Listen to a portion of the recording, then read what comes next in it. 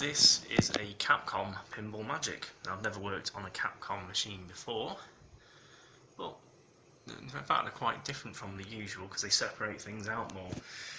Anyway, it's got a resetting problem when it's played. It randomly resets, and the usual things apply. It's going to be probably a 5V problem and potentially other power connector problem, causing a drop out in voltage. So I've got the scope hooked up. It's currently in statistics mode. Not sure how well you're going to be able to see that. So you can see we've got a bit of noise, and every now and then you'll see it's dipping. See these little dip points. So I'm running statistics on it. Currently, the maximum variation is 360 millivolts, which is probably borderline there. And what we'll do is we'll put it into diagnostics. Interestingly, on the Capcoms, when you open the coin door, it automatically goes into test mode, and then you just use the buttons. So that's quite a nice way of doing it.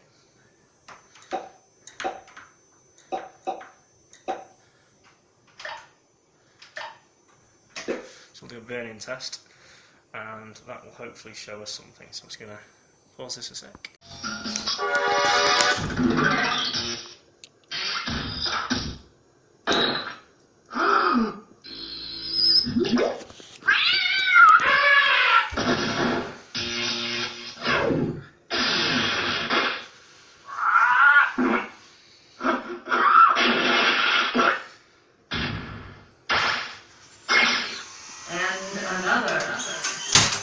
There's the coin door.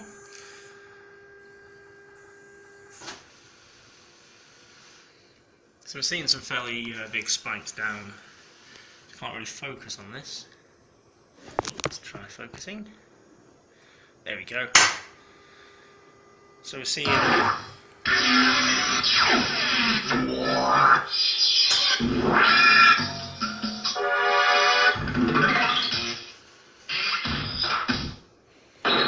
so you can see 560 millivolts, and the minimum is 4.6.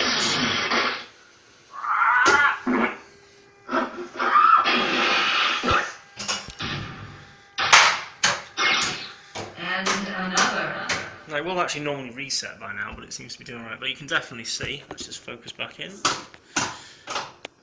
Come on. You can definitely see we're getting nearly going up to 600 millivolts variance, and you can clearly see the spikes.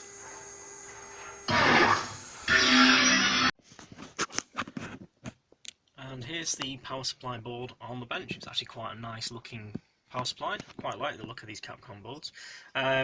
This is the main transform input connector, and J5 is the one that the CPU was using. So I'm going to replace both of those connectors, as they don't look particularly great. They do look like they've suffered a bit of heat over the years.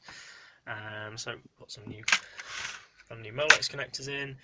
I'm also going to resolder all the pins on these caps, because apparently it's a common problem that because these are very large, they vibrate around and actually damage the solder joints underneath. They start cracking. So I'm a decent enough brand, I think. These are Muratas, aren't they? Yeah, so they should be okay. But I'm just going to resolder those. So, Pinball Magic. If we start a game, coil fires and it resets. Now it does go through periods of working, but then it tends to be if you press both flippers it resets. But in a minute, every time we start the game, it's resetting. Which is actually good, because it means it's going to be easier to track the fault down, whereas when it's really intermittent, it's hard to find the fault. Right, so a period of time has passed with this machine, so I'm just going to recap where we're up to. I was replacing the power connectors between the CPU board and the power supply. As we were seeing on the oscilloscope that the voltage was dropping down due to resistance, so I replaced those, and that appeared to solve the problem because the voltage drops were no longer showing up on the scope, or at least they're a lot smaller. But the game's still resetting. Something funny's going on. Anyway, I noticed this over here. I'll just check this thing isn't plugged in, because no, it's not. There's a mains lead here. What's this doing? So, goes into the bottom of the cab, so let's lift the playfield up and we'll have a look at that. And the playfield is lifted. Let's have a look if we can see anything wrong. Now, if I was to tell you that this machine came from the same scumbag that the notorious Theatre of Magic did. Now, if you haven't seen the Theatre of Magic videos, I shall put a link above, so click on that to see. This seller is a complete douche who basically sells unsafe machines on the UK market. He doesn't seem to accept the responsibility that electrical safety is the responsibility of a commercial seller. Now, it is actually UK law, so if he wants to be a dick about it, then he can be. But anyway, same guy, same shitty standards, same dangerous wiring. Let's have a quick look what we've got. So, oh, what's this bodge here? Oh, look. Is that earth wire cut? Oh, yes, it is. Of course it is. Why wouldn't it be? Chop blocked into the mains, going into the mailbox. Not sure. Might have to go and get the torch. I will go and get a torch actually to show you this properly in here. Let's see what we've got in the back of the cabinet. So, our friendly mains wire in the back box.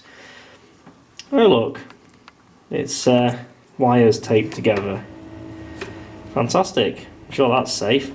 It's just kind of like, leaning on the ground strap. So, if one of those bits of tape starts to peel off with heat over time, touch onto the metal ground strap, make the side rails live, give you a nice shock.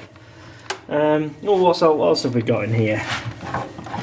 Oh look, is that a big resistor in line? So, well, potentially live or neutral, but basically it's in line. Can't really see that very well, but they've just basically chock blocked and got some nice bare wire exposed on the outside. Chock blocked a resistor in series with the mains wiring. So it's been cut here, resistor stuck in, God knows why. Is it because it's tripping out some mains or something? Don't fix the fault, just stick a resistor in with it. That there is potentially going to be related to our resetting problem, as it's going to be limiting the current in the machine. So, I don't know why they've done that. So we're going to have to basically, looks like we might have to rewire it from here back. We need to get rid of all this dodgy bodge wiring. Look, it's just big long pieces of wire.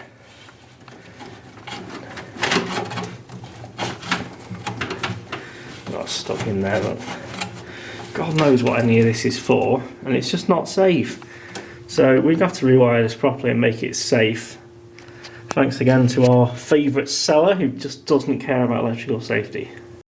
It's been a while, but we're back on the Pinball Magic now, and as you can see, all the spurious dodgy wiring has been removed, and the mains input's been fixed. No more resistor in there, replace that wire.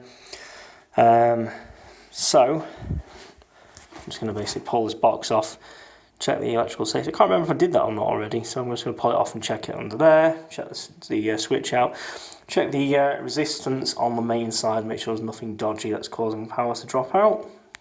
The metal box is pulled off, and what we're going to do is basically hook up the meter over each set of terminals one at a time, stick it on continuity test, and then we switch the switch on and give it a wiggle around, and we make sure it's switched on and off cleanly and there's no scratchy sounds from the meter.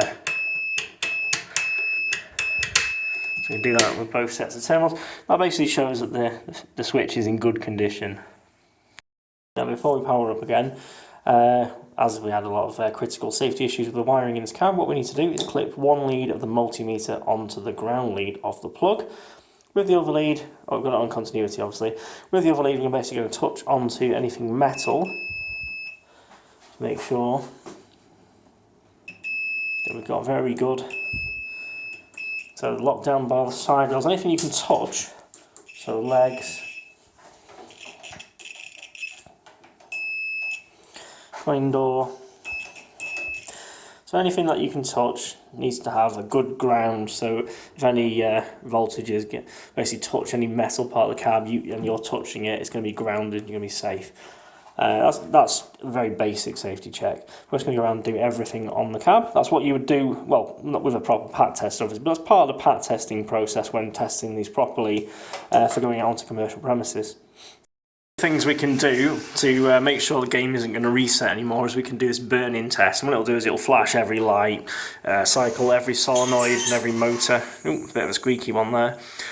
Play sounds. It'll basically test everything on a loop, and it keeps a running timer, so we can basically see how long it can survive without resetting. So I'm going to leave it doing this for a while. I'm also going to play test it as well.